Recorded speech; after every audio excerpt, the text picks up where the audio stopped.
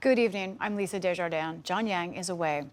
President Biden is facing more calls for him to jump out of the 2024 race following a disappointing debate performance last week.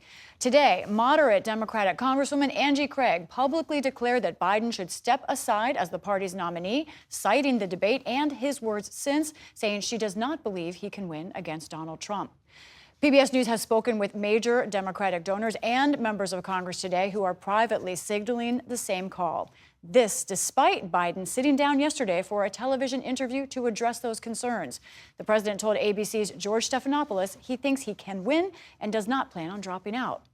Domenico Montanaro is NPR's senior political editor and correspondent, and Kadia Goba, a political reporter for Semafor, and my good colleagues who know politics so well. I want to first talk about who I've talked to today. Two members of Congress and a major donor today who praised Biden to me, but said, sadly, time for Plan B. This even after Biden went to such lengths to try and explain what happened at the debate. Kadia was having a bad night when I realized that even when I was answering a question, even though they turned his mic off, he was still shouting. And I let it distract me.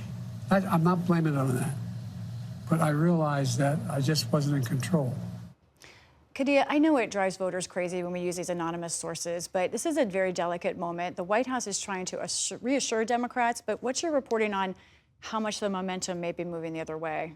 Yeah, Lisa, it is delicate. I think the problem that Biden is facing is that members of Congress who were considering or contemplating whether or not they would ask him to step down from running weren't convinced after that last interview. When I spoke to some of my sources, they said they weren't surprised that Angie Craig came out, and they expect the floodgates to open once members of Congress return next week.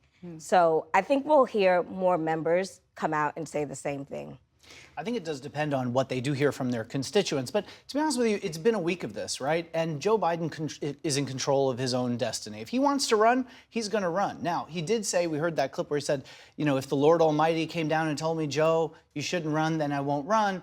But the others who are a bit more in control of this process also, it appears, are the Democratic leaders in Congress that Joe Biden trusts. People like Nancy Pelosi, the former House Speaker, Hakeem Jeffries, Minority Leader, Jim Clyburn, who really all but helped Joe Biden win the South Carolina primary and propelled him to the 2020 nomination. But all of them so far are supportive of Joe Biden. If they're not going to push to have him out, then he's not going to get out of this race. And at a certain point, it'll feel like overkill, and the Democratic Party is going to have to figure out how they're going to kind of coalesce back together to be able to beat Donald Trump. Well, my report, and you guys may be hearing also, is we know that Democrats have called a call together tomorrow night, House Democrats, for some of their ranking members, their leadership. And whatever we're hearing publicly, it is different privately.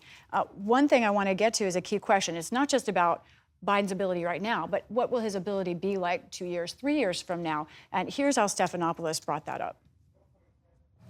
Do you have the mental and physical capacity to do it for another 4 years? I believe so. I wouldn't be running if I didn't think I did. I have a cognitive test every single day. Every day I have that test.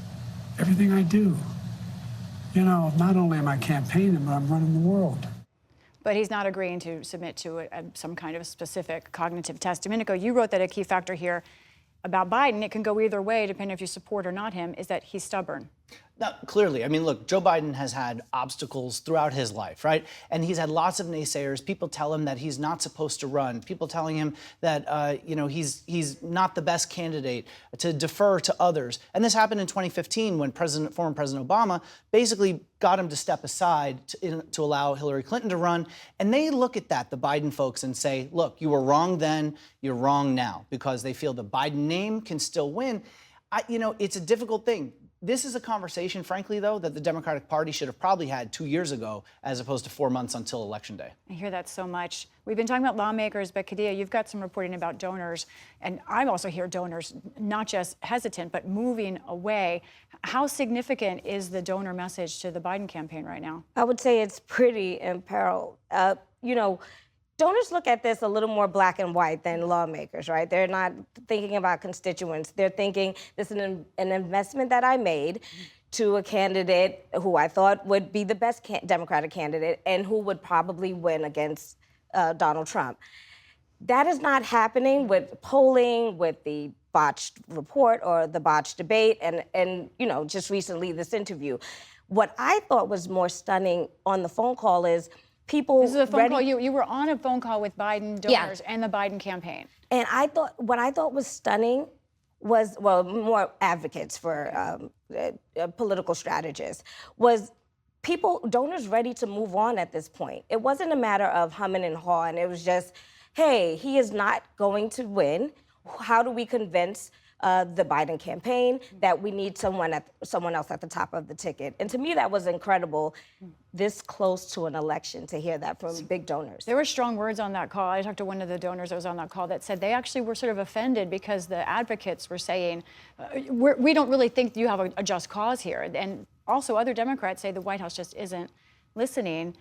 But Domenico, can the White House turn this around now? It's really gone quite far. Well, there's clearly a huge antipathy for Donald Trump in this country. I mean, let's remember, there's probably more than half the country that does not want Donald Trump to be president. We've seen repeatedly Donald Trump's unfavorable ratings above 50%. He didn't get above 47% in either of the last two elections. And if you were a betting person, you'd say he's not going to get above 47% this time either. There are third parties. It's probably even going to be lower than 47%. So certainly there is the appetite to not have Trump as president, and we're spending all this time talking about Biden, but clearly there are things that Donald Trump But that's what's driving this too. There's a fear from Democrats that they can't beat Trump. Absolutely, because they want to win, right? But when we talk about it in the media and like some of the stuff that came out of that debate, when you look just on paper at what Donald Trump has said and done, it really spells out the difference between the Democratic and Republican parties for why we're seeing this kind of cry out for Joe Biden potentially to step aside, because we're not talking about Joe Biden's conduct or character. We're talking about his age, as opposed to Donald Trump,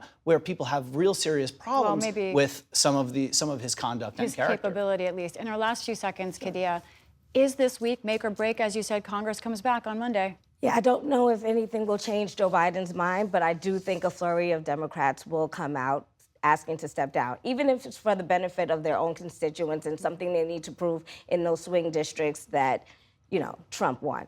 Surprised Joe Biden didn't do more to promote Kamala Harris, by the way, in that interview. It's a topic I think we're going to get back to at some point. So Domenico, Montanaro, and Kadia Goba, thank you so much. Thanks for having us.